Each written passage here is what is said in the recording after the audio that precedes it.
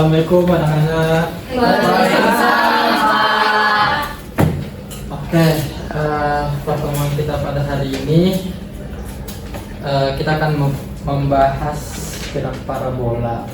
Tapi sebelum itu kita mari bersama-sama membaca doa terlebih dahulu yang dipimpin oleh ketua kelas. Boleh, Diki? Oke, baik teman-teman, sebelum kita mulai pelajaran hari ini, alfabetnya kita berdoa dipersilahkan.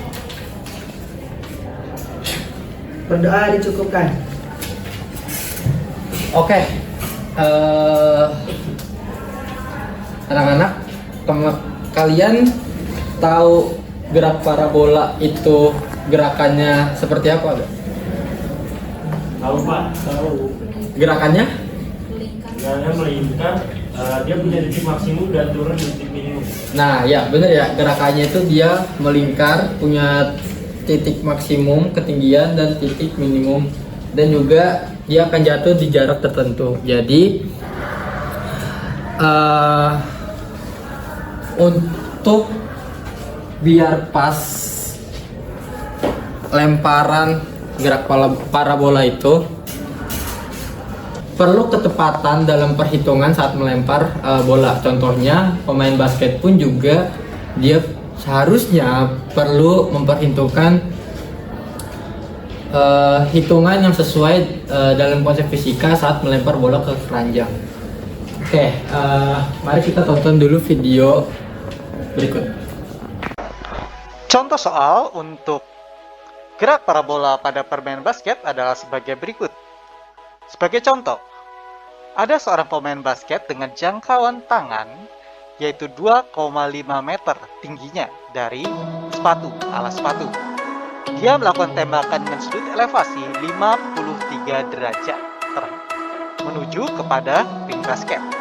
Dengan proyeksi terhadap bidang datar dari ring basket ada ketinggian 3 meter dan jarak antara proyeksi ring basket terhadap pemain adalah 4,1 meter.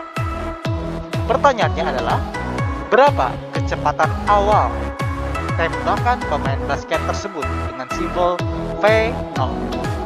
Nah, jadi setelah kalian sudah menonton, ternyata terbuktikan dari video tersebut para pemain bola basket pun juga seharusnya bisa memperhitungkan secara rumusnya, yang mana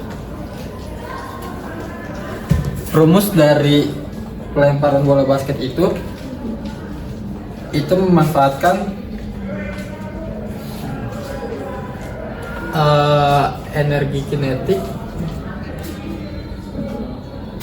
yang menggunakan ini sebagai konsep dasar, yaitu setengah mv kuadrat. Nah, ini rumus awal dari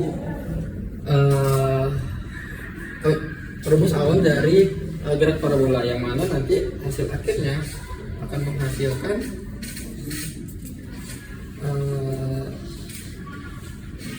V0 kuadrat dikali sin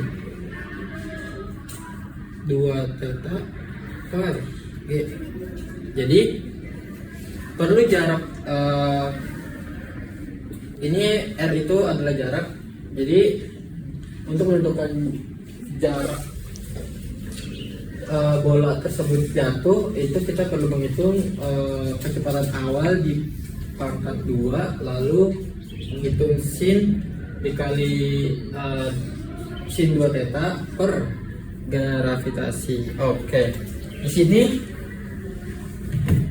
kita akan mencoba buat anak-anak untuk menyiapkan kertas kalian, lalu dicoba untuk dibuat bola ya, diremus jadi sebuah bola, lalu dicoba masukkan ke tempat ini.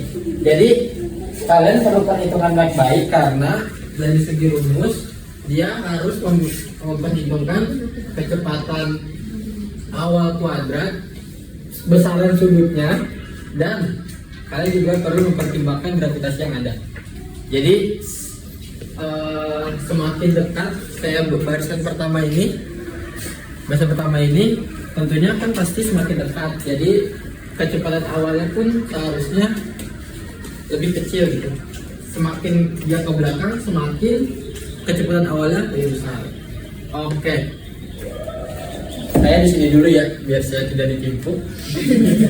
Jadi dipersilakan untuk coba nih salah satu, mungkin dari bagian depan dulu ke tengah, baru yang akhir. Dapat hadiah apa? Satu-satu.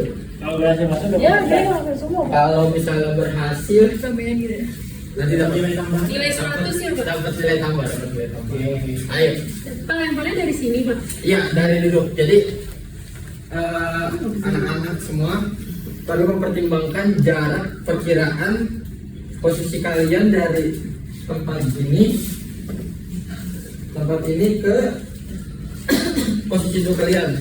Satu lantai ini, kalau misalnya kalian sudah satu lantai ini besaran lantainya 50 cm. Yuk. Itu posisinya dari dulu, Pak. Oh begitu. Nah, begini.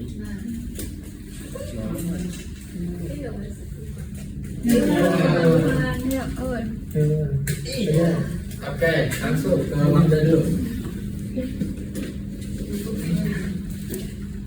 Sekali.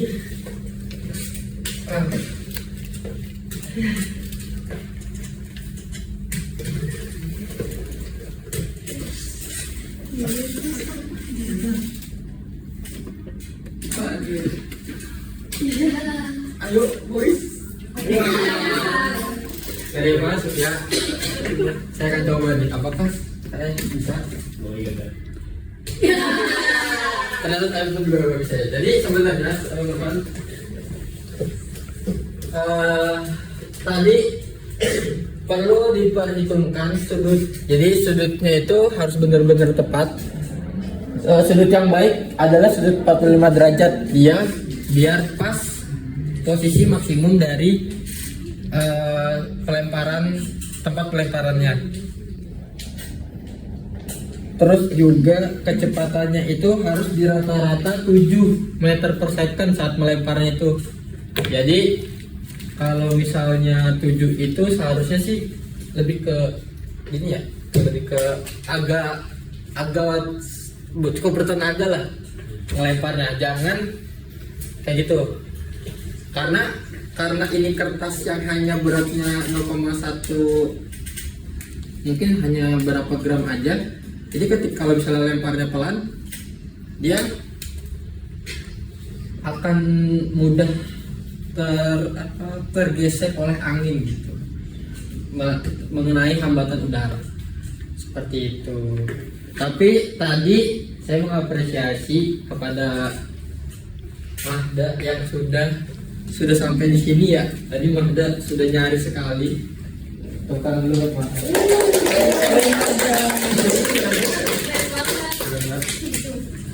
Saran buat Mahda, kalau misalnya itu lebih ke sudutnya ya, diperhatikan lagi, karena balik ke rumusnya itu sangat memerlukan sudut dari pelemparannya. Oke, sekian pembelajaran kita hari ini. Kalian sudah mencoba dari melempar ala-ala bola basket ke keranjang yang sekecil ini. Jadi kalian sudah mencoba, dan tadi saya sudah menyarankan beberapa. Semoga kalian bisa mengambil pembelajarannya dan bisa menerapkannya di kemudian hari gitu kan. Karena memang pembelajaran fisika pun tentunya bisa diterapkan di kehidupan sehari-hari. Sekian, mari kita tutup pembelajaran hari ini dengan membaca doa kembali yang akan dipimpin oleh ketua kelas. Baik teman-teman, sebelum kita pulang, marilah kita berdoa. Berdoa dipersilakan. Berdoa dicukupkan. Oke, wassalamualaikum warahmatullahi wabarakatuh. Waalaikumsalam warahmatullahi wabarakatuh. Terima kasih.